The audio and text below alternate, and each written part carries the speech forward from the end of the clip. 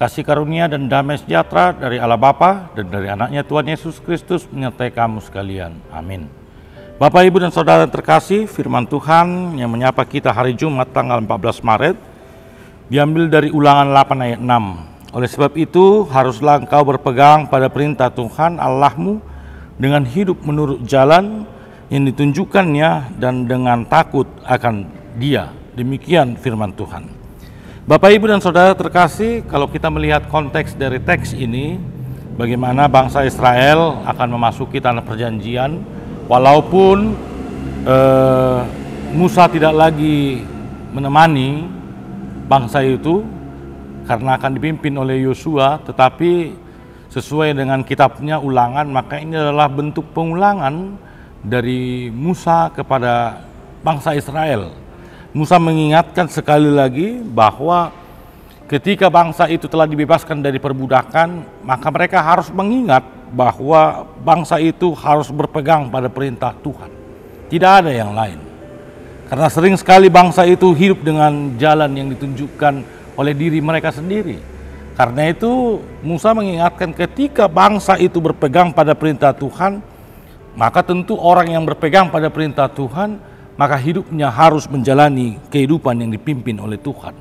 Tidak bisa kita mengatakan bahwa kita hidup di jalan Tuhan tetapi kita memakai pikiran sendiri.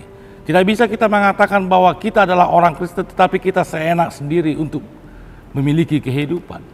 Karena itu Musa juga mengingatkan kita ketika kita mengatakan bahwa kita adalah orang yang berpegang pada perintah Tuhan, maka hidupnya harus mencerminkan hidup menurut jalan yang ditunjukkan oleh Tuhan. Maka Musa mengingatkan bagaimana caranya agar bisa hidup di jalan Tuhan dengan takut akan Tuhan. Bapak, Ibu, dan Saudara yang terkasih, sering sekali takut akan Tuhan ini menjadi kendala. Banyak orang yang salah melihat kata takut akan Tuhan.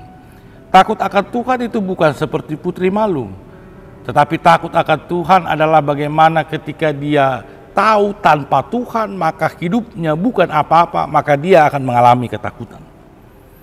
Maka dia ketika dia memiliki rasa takut, ketika dia tidak bersama dengan Tuhan, maka dia akan hidup menurut jalan Tuhan.